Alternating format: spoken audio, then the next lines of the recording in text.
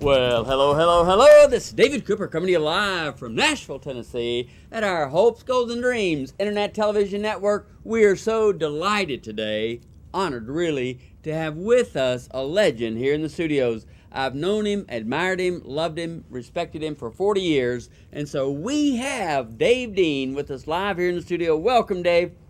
Thank you, David. It's a pleasure to be with you. Oh, so exciting to always get to see you.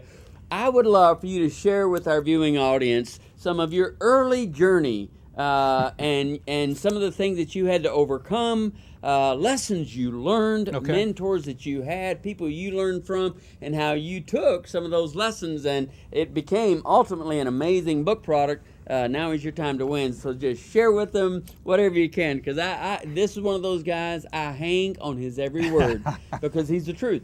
He really is the truth. So heads up, lean in, listen in. Go, Dave. David, for 40 years, it's been my privilege to be a part of one of the greatest industries in the country, and that's the direct sales industry. When I was a young student, 18 years old, I was recruited to sell books door to door, 80 hours a week on straight commission, riding a bicycle. So that's how I kind of broke it, just like you and I both did as students. And then I progressed through the ranks, and I was doing pretty well. I was number like 7 out of 3,000 my second or third summer. I confused maybe a good sales ability with a business ability. And an investment came along, and I jumped on it because it looked like it may be easier to make a lot of money without the 80 hours a week. And and so I spent what was to me a lot of money at the time, and I lost every bit of it.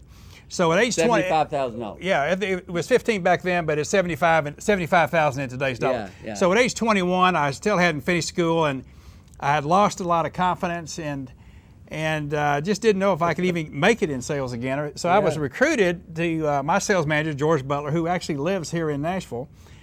Said, you can do this again. It's just take it from where you are. And I had so much fear, and I'd lost so much confidence. But I thought, well, I've got really very little to lose. So I graduated from school. My dad sent me $125 as a graduation gift. I bought a '53 Chevrolet, and I went putting into sales school. The car was about as old as I was. Okay, but I'll tell you what I did. One of the big turning points for me was, for a long time I kept saying, how did it happen? Why did it happen? All this different, and it never got better.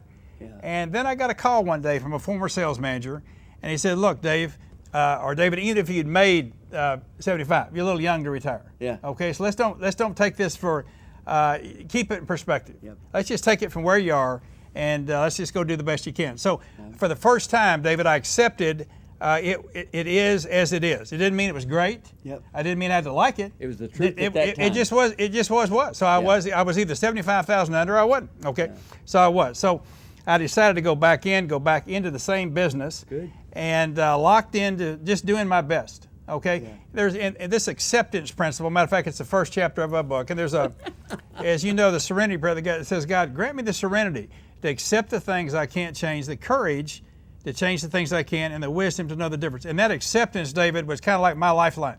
Mm-hmm. So it didn't change my financial situation overnight, but it made me say, all right, let's just go from here. Yep. So I came into Nashville and went in and did the best I could, and I had the privilege of finishing number 1 out of about 3,000 students. He inspires me. Well, but didn't go out to do that. I really just went out to do the best I could, and then I was hired as a district sales manager for Southwestern, and over the next 13 years, had the privilege of recruiting, training, managing, and motivating students that went 80 hours a week on straight commission. Right. So when I was done, I was managing about 12 sales managers and 1,300 salespeople. Vice president of the company. But this is what I saw, and I started trying to observe students, the ones that had really done well, and our recruiters had done well, to determine were there 6 or 7 principles that people could lock into. Yeah. I knew what I had done. Get ready. And then and then David, I did a couple radio talk shows, and I interviewed persons like Tom Landry out of Dallas, John Wooden out of UCLA, Jim Irwin, who walked on the moon, and tried to find out where there's some commonality, with what people had done that were successful. Yes. And I found out there was. Yes. And so let me give you an example. Coach Wooden. But get to the part about Augmandino. Okay. I decided after about 17 years that I wanted to write a book, but I got C's in college English. I would have been voted least likely to publish. I know when this book came out, my English professor fell right over, because it did hit a B. But I've been told if you want to do something very significant, you find somebody who's been highly successful at what Right. you want to do. Right. And you ask them, how did you do what you did? Tell them And who it was. It was Og Mandino. And he wrote a book called The Greatest Salesman in the World that sold 15 million copies. And Og took the time to help me step through, how to get published. And so I He took gave it. you the system. He gave me the advice, and then he said, go knock on a lot of doors. That's right. And I did. And fortunately, we were published. So I'll tell you what I've learned, David, is I learned that successful people in every walk of life control the factors that they have control over. And that's all now is your time to win. It's 6 or 7 principles. If you would just read, you don't have time to go through them all, but read them. Just tell them the 7 principles. Okay. One is acceptance. Okay, because you're into a new direct sales industry, you maybe haven't been in it before. 2, be willing to fail. We're all so cotton picking afraid we're going to fail. We're almost afraid to try. 3, make daily preparation. If your mind's not right at 5 o'clock, it generally wasn't right at 8 o'clock in the morning, right? So the little things that helps to get your mind right. And 4, being a professional. Professional form the habit of doing the things unsuccessful people just don't like to do, and they do it whether they feel like it or not. Do it. Right? Yes, Right? yes, All right. yes. 5 was live in the present. Take it a day at a time, for God's sake. Don't try to project. Yes. How are you going to get through your whole career, right? One day at a time, one goal per year. 6, do your best. Yes. That sounds too simple. Wow. But I found if you just do your best, and 7, let God help you. Don't try to do it all yourself. You follow those 7 principles? Yes. And yes. What it helps you do, David, is just keep your mind right and kind of settles you down to concentrate on then just working hard and doing the best you can. It's so exciting. It is exciting. It is exciting. And for me to know that this amazing legend has put into a book those 7 things. And when you take those 7 things and you read that book and read that book and read that book and you apply it, you got to apply it.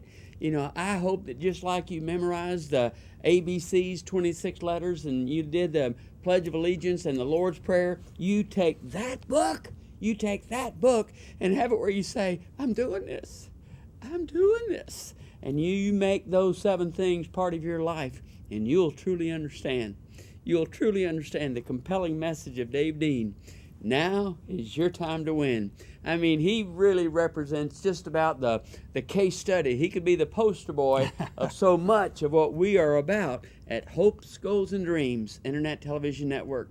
So I just want each of you to know there are people who've meant so much to me in my career, and one of those people is a living truth, and it's Dave Dean. He's written the incredible, incredible book, Og Mandino. I was on 9 events with him. And, I read 4 different books that Og did, but I know how proud Og was of you with this book. Everybody, get it. You'll love it. Just get it. Just punch get it. Would you just get it? All right, everybody. Dave Dean, David Cooper saying, do it. Thank you, David.